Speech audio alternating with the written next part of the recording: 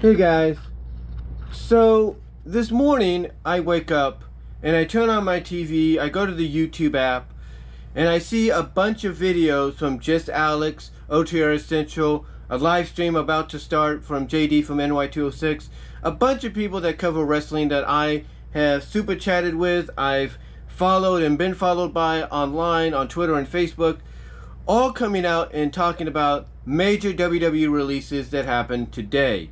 That's right, WWE once again did some major house cleaning, if you will, spring cleaning, late spring cleaning, whatever you want to call it. And the talents, though, that were released today were very noticeable because they had been recently used on television in major ways.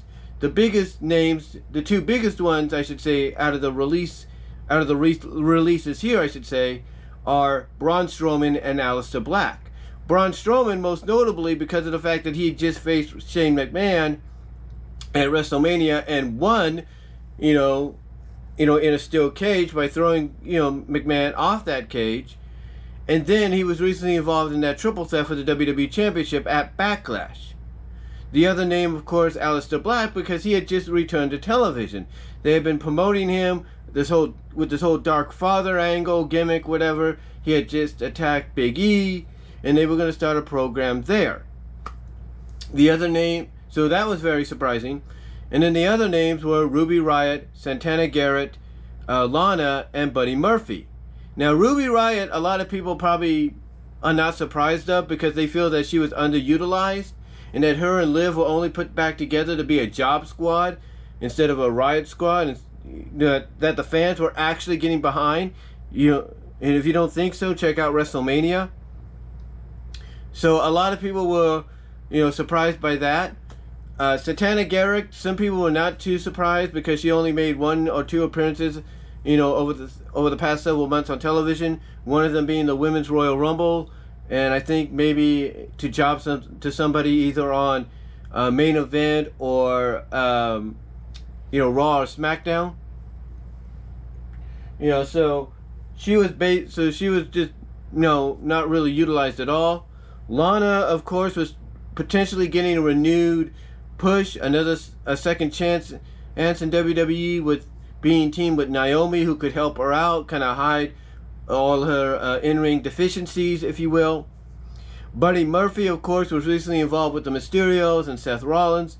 So a lot of these were big surprises when it was announced that they were released. Now, according to Aleister Black on Zelina Vega's Twitch page, it was all due to budget cuts that his release happened, and that he had this new gimmick, happening, is going to debut on SmackDown. He did address that he wanted to go back to NXT, but he said it wasn't Vince's call.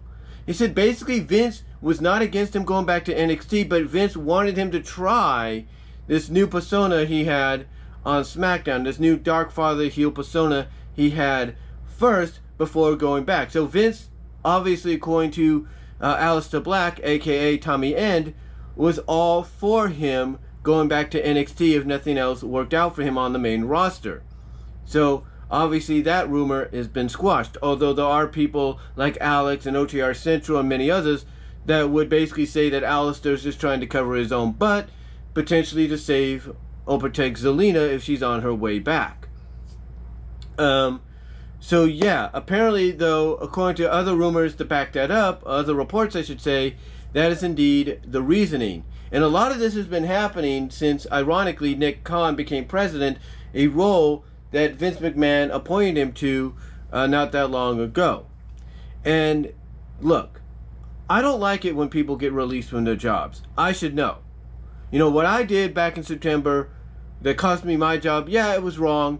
But everybody that I told this to, everybody that was surprised I was being let go because of that, pretty much would agree that a suspension, maybe without pay for about a week, or just a suspension period, for maybe a month or so, would have been more sufficed, than a complete firing. But, but surprisingly, that's what happened. And I look at it this way. I look at the fact that when I was let go, instead of being suspended, put on probation or whatever, I look at these kind of releases kind of being very similar. Like it just came out of nowhere. Because like at my job, I was dependable, I was involved in stuff, people liked what I did, I got compliments and everything. Heck, I got a compliment on that day from a customer. But, you know, before I knew it, coming back from break, after that, I was gone. So I kind of know exactly, I can kind of feel and understand where these talents are coming from, or where people are coming from when they talk about how talents were caught off guard, how they found out not from WWE, but from online sources or from others that are involved with the company. Now, there is a silver lining, and the silver lining is 90 days. Key number in word, 90 days. That key number and key word are something to keep in mind, because basically, unlike the talents that were released prior to them, the NXT and Performance Center talents, they have 30 days and then they can do whatever they want. These talents that were released have 90 days, which means they have from today to September 2nd before they could sign with anybody else. And what that means is that WWE, once they get back on the road and probably make some money back, that gets them out of that red zone that they're in currently with the stock plunging according to Robinhood.com. If they make that money back to get back in the green, to get in the positive, there is a good chance, silver lining, that they could sign some of these talents back. Those talents, most likely to me, could be Alistair and Braun, maybe Ruby Riott, you know, as well. Santana and Buddy, well, that's another story. They might be better off elsewhere.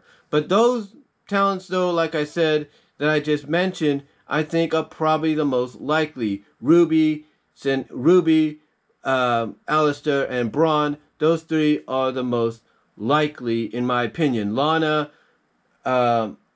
Murphy, and Garrett, not so much.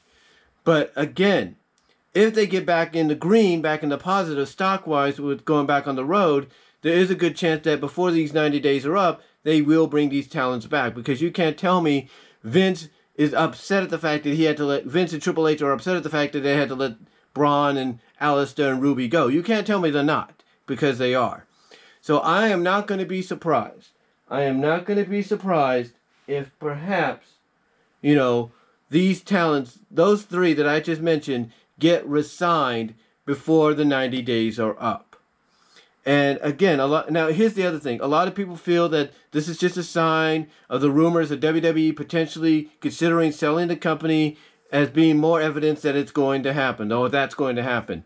But a lot of people are saying that Vince, you know, that have reported this, and I've heard these two have said Vince is not the kind of guy to do that, unless a major release happens that we would not see coming, and then we'd have to start considering it. But right now, a lot of people believe that's not going to be the case. But what do you guys think? What are your thoughts on these talents being released? Do you think some of them, like the three I mentioned, could be re-signed after the 90 days are up, after WWE makes that money back up from being back on the road? What are your thoughts? Comment down below. Let me know what your thoughts are on the live chat during the premiere. And I am out.